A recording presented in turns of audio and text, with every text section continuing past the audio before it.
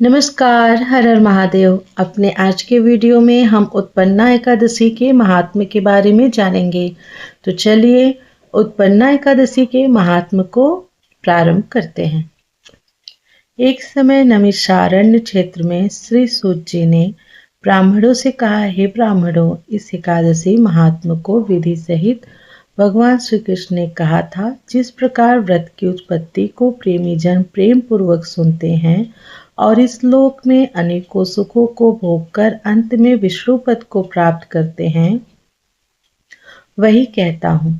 श्री सूत जी बोले, हे ब्राह्मणों, सर्वप्रथम इस एकादशी महात्म्य को भगवान श्री कृष्ण जी ने अर्जुन से कहा था। उसी बात के अनुसार मैं आपसे कहता हूँ। अर्जुन ने कहा, हे जनार्दन, इस एकादशी व्रत का क्या महात्म्य है? इस व्रत के करने से क्या पुण्य मिलता है और इसकी विधि क्या है? कृपा करके मुझसे कहिए। श्री कृष्ण भगवान ने ऐसा सुनकर कहा, हे अर्जुन, हेमंत ऋतु के मार्गशीर्ष महीने में कृष्ण व शुक्ल पक्ष की एकादशी का व्रत सबसे पहले करना चाहिए। दशमी की संध्या को दातून करना चाहिए और रात्रि में भोजन नहीं करना चाहिए। संकल्प नियम के अनुसार एकादशी को सुबह कार्य करना चाहिए। संकल्प पूर्वक नदी, सरोवर, बावड़ी, कुआं आदि में से किसी में दोपहर को स्नान करना चाहिए। शरीर पर मिट्टी का चंदन स्नान करने से पहले लगाना चाहिए। चंदन लगाने का मंत्र इस प्रकार है। अश्वक्रांते रथक्रांते विष्णुक्रांते वसुंधरे उद्धृतापि वराहेण कृष्णेन सतबाहुना मृतिके हर मे पापम यन्मया पूर्वसंचितं त्वया हतेन पापेन गच्छामि परमागतिम्। स्नान करने के पश्चात व्रत करने वाले को पापी, चोर, पाखंडी, दूसरे की बुराई करने वाले, पर स्त्री गमन करने वाले, दुराचारी, दूसरे के धन को चुराने वाले, मंदिरों में चोरी करने वाले, इन सब मनुष्यों से बात नहीं करनी चाहिए। यदि इनसे अनजाने में बात हो जाए तो इस पाप को दूर करने के लिए सूर्य नारायण के दर्शन करने चाहिए। भगवान का पूजन स्नान के बाद धूप दीप नैवेद्य से करना चाहिए। दीपदान रात्रि को करना चाहिए। ये सत्कर्म भक्ति पूर्वक करने चाहिए। निद्रा और स्त्री प्रसंग उस रात्रि को त्याग देना चाहिए। एकादशी के दिन एवं रात्रि को भजन, सत्संग आदि शुभ कर्मों में व्यतीत करना चाहिए। उस दिन श्रद्धा पूर्वक ब्राह्मणों को दक्षिणा देनी चाहिए और अशुभ कर्मों के लिए उनसे क्षमा मांगनी चाहिए। शुक्ल और कृष्ण पक्ष की दोनों एकादशियों को धार्मिक जनों को एक साथ समझना चाहिए। उसमें भेद मानना उचित नहीं है। जो मनुष्य ऊपर लिखे विधि के अनुसार एकादशी का व्रत करते हैं, शंखों द्वार तीर्थ में स्नान एवं दर्शन करने से उनको जो पुण्य मिलता है वह एकादशी व्रत के पुण्य 16वें भाग के बराबर भी नहीं है। व्यतीत योग में संक्रांति में तथा चंद्र सूर्य ग्रहण में दान देने से और जो पुण्य कुरुक्षेत्र में स्नान करने से प्राप्त होता है, मनुष्य को एकादशी का व्रत करने से वही पुण्य मिलता है। जो पुण्य अश्वमेध यज्ञ करने से प्राप्त होता है उसके 100 गुना पुण्य एकादशी को उपवास करने से मिलता है। 60 वर्ष तक 1000 तपस्वियों को भोजन कराने से जो फल मिलता है, इस एकादशी का व्रत करने से वह फल प्राप्त होता है। वेद पाठी ब्राह्मण को 1000 गोदान देने से जो पुण्य मिलता है, उससे 10 गुना अधिक पुण्य एकादशी का व्रत करने से मिलता है। जो पुण्य 10 श्रेष्ठ ब्राह्मणों को भोजन कराने से मिलता है, वह एकादशी के पुण्य के 10वें भाग के बराबर होता है। जो पुण्य 10 उत्तम ब्राह्मणों को भोजन कराने में मिलता है, उतना ही पुण्य एक ब्रह्मचारी को भोजन कराने से होता है। इस पुण्य से 1000 गुना पुण्य कन्या और भूमि दान करने से प्राप्त होता है। कन्या और भूमि दान के पुण्य से 10 गुना पुण्य विद्यादान से होता है। विद्यादान से 10 गुना पुण्य भूखे को भोजन देने से होता है। अन्न दान के बराबर दूसरा पुण्य संसार में कोई नहीं है। इस दान से स्वर्गीय पितृ तृप्त हो जाते हैं। इस दान का महात्म्य देवता भी वर्णन नहीं कर सकते। एक बार भोजन कराने के बराबर निर्जल व्रत करने का आधा फल होता है। उपरोक्त कोई सा एक व्रत जरूर करना चाहिए। एकादशी का व्रत करने पर ही यज्ञ, दान, तप आदि मिलते हैं, अन्यथा नहीं। अतः एकादशी का व्रत अवश्य ही करना चाहिए। इस व्रत में शंख से जल नहीं पीना चाहिए। एकादशी के व्रत में मछली, सूअर तथा अन्न वर्जित है। 1000 यज्ञों से भी अधिक एकादशी व्रत का फल है। ऐसा सुनकर अर्जुन ने कहा, हे भगवान, इस एकादशी के पुण्य को आपने अनेक तीर्थों के पुण्य से पवित्र तथा श्रेष्ठ क्यों बतलाया है? सो सब आप विस्तार पूर्वक कहिए। भगवान बोले, हे अर्जुन, सतयुग में एक महाबली दैत्य हुआ था जिसका नाम मूर था। सभी देवता उस मूर दैत्य से अत्यधिक भयभीत रहते थे। उस दैत्य ने इंद्र आदि देवताओं को जीतकर उन्हें पदच्युत कर दिया।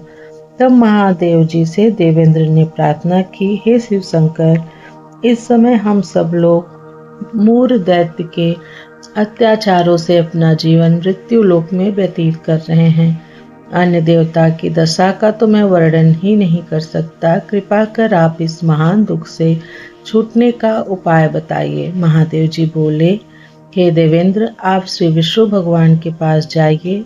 इंद्र तथा अन्य देवता महादेव जी के वचनों को सुनकर क्षीर सागर में जहाँ पर कि भगवान विष्णु शेषशय्या पर शयन कर रहे थे गए, और भगवान को शयन करते देखकर देवताओं सहित इंद्र ने उनकी स्तुति की। हे देवाधिदेव, देवताओं द्वारा स्तुति करने योग्य आपको बारंबार प्रणाम है। हे मधुसूदन, हे दैत्यों के संहारक, आप हमारी रक्षा करें।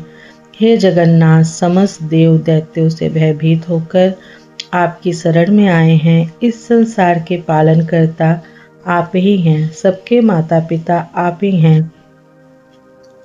आप ही जगत की उत्पत्ति, पालन और संहार करते हो।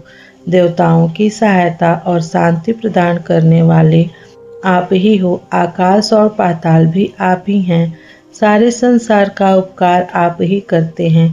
तीनों लोकों को उत्पन्न करने वाले ब्रह्मा आप ही हैं।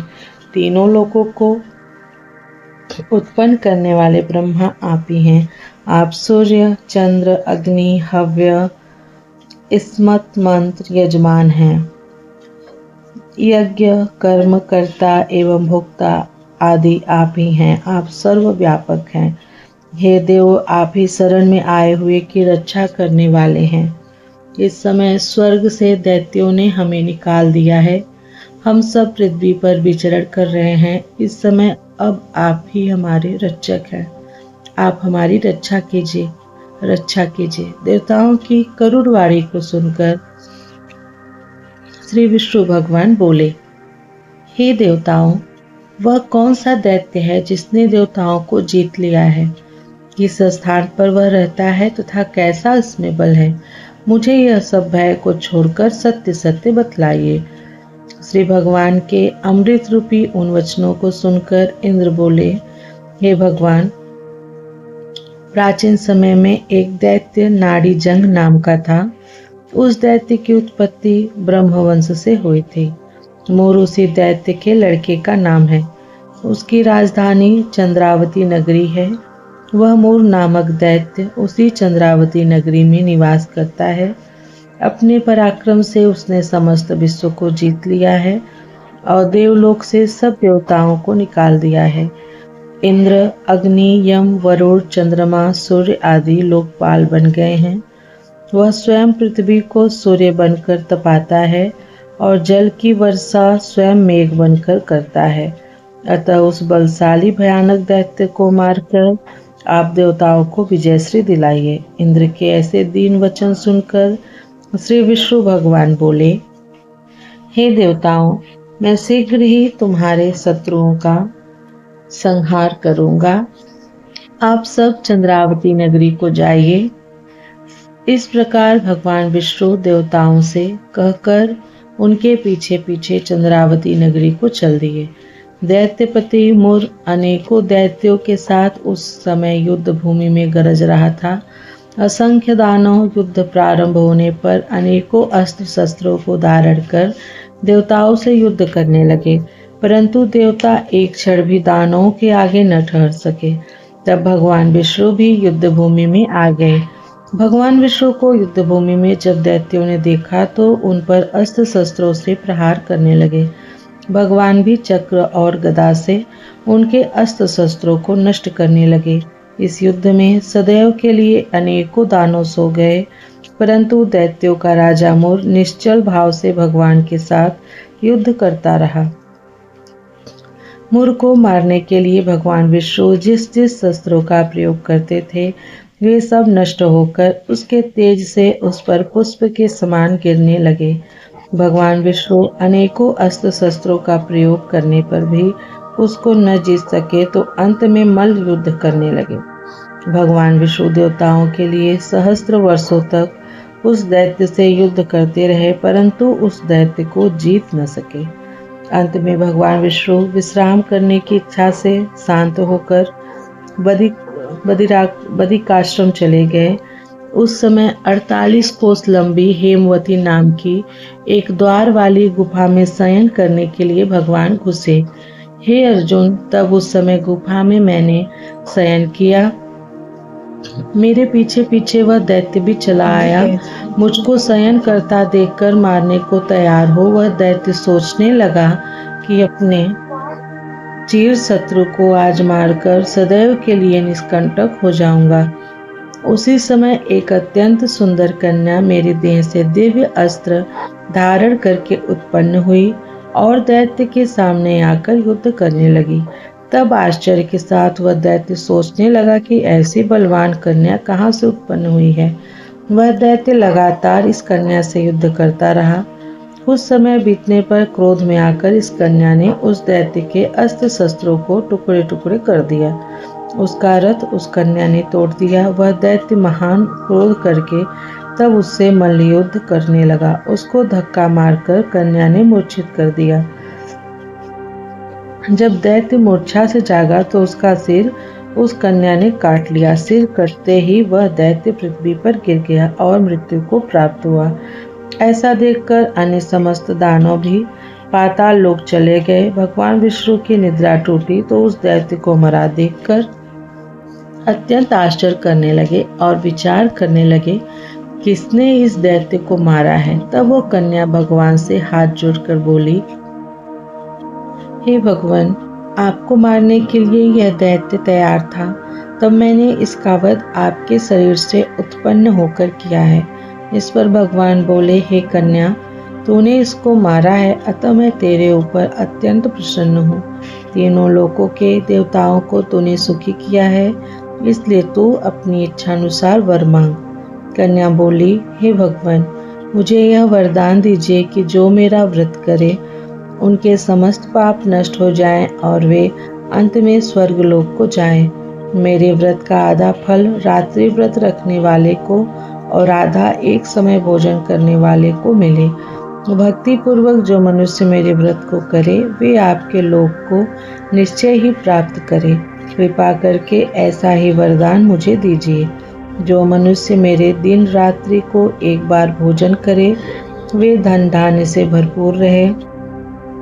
भगवान विष्णु इस पर उस कन्या से बोले, हे कल्याणी, ऐसा ही होगा। मेरे और तेरे भक्त एक ही होंगे और अंत में संसार में प्रसिद्धि को प्राप्त करेंगे। हे कन्या, तू एकादशी को प्राप्त हुई है, इसलिए तेरा नाम भी एकादशी हुआ। इस दिन जो मनुष्य तेरा व्रत करेंगे उनके समस्त पाप नष्ट हो जाएंगे और अंत में मुक्ति को प्राप्त करेंगे। तू मेरे लिए अब तीज, अष्टमी, नवमी और 14 से भी अधिक प्रिय है। सब तीर्थों के फल से तेरे व्रत का फल महान होगा। मेरा यह कथन सत्य है। ऐसा कहकर उसी स्थान पर भगवान अंतर्ध्यान हो गए। भगवान के उत्तम वचनों को सुनकर एकादशी भी अत्यंत प्रसन्न हुई। हे अर्जुन, सब तीर्थों, दानों, व्रतों के फल से सर्वश्रेष्ठ एकादशी व्रत का फल है। एकादशी व्रत करने वाले मनुष्यों के शत्रुओं को मैं नष्ट कर देता हूँ और उन्हें मोक्ष दिलाता हूँ। मैं उन मनुष्यों के विघ्नों को स्वयं ही नष्ट कर देता हूँ। हे अर्जुन, यह तुमसे एकादशी की उत्पत्ति के बारे में मैंने बतलाया है। एकादशी पापों को नष्ट करने वाली और सिद्धि को देने वाली है। उत्तम मनुष्यों को दोनों पक्षों की एकादशियों को समान समझना चाहिए। उनमें किसी प्रकार का भेद मानना उचित नहीं है। जो पुरुष विष्णु भक्त हैं उनको धन्य है। एकादशी महात्मा को जो मनुष्य पठन व श्रवण करते हैं उनको अश्वमेध यज्ञ का फल मिलता है। जो मनुष्य भक्ति पूर्वक भगवान विष्णु की कथा सुनते हैं वे विष्णु लोक को जाते हैं और करोड़ों वर्षों तक उनकी उस जगह पूजा होती है। एकादशी महात्म्य के चौथाई भाग को जो मनुष्य सुनते हैं उनकी ब्रह्म हत्या आदि महान पाप नष्ट हो जाते हैं। संसार में विष्णु धर्म के समान कोई अन्य दूसरा धर्म नहीं है और एकादशी व्रत के बराबर दूसरा व्रत भी नहीं है। कृष्णाय वासुदेवाय हरे परमात्मने प्रणत क्लेश नाशाय गोविंदाय नमो नमः। हरे नमः हरे नमः हरे नमः। ओम नमः पार्वती पतये हर हर महादेव।